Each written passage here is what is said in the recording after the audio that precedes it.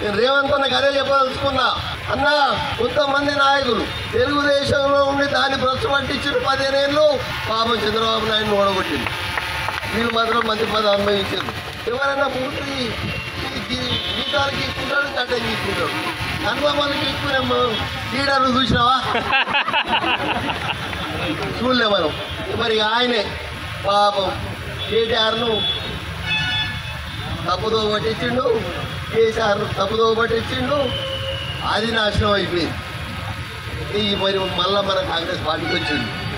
ఎవరేం చేస్తున్నాడు అనేది పరికారంలో కూడా దరిద్రమైన నాయకుడు తయారైంది. 75 ఏళ్ళ ముసలోడు మన నాయకుడికి వచ్చిండు. 2 ఏళ్ళు అందుకున్నాడు. పాత మీద ఎక్కనే ఈ ఒక్కసారి నన్ను గెలిపి వచ్చేసారి నీకే వదిలిపెడతా అని చెప్పిండు. మరి నాకు నమ్మకం ఉన్నది, రేపు మీ కొండా సుశీలా పటేల్ వర్గాలకు ఈ 10 రోజులనే వస్తుంది.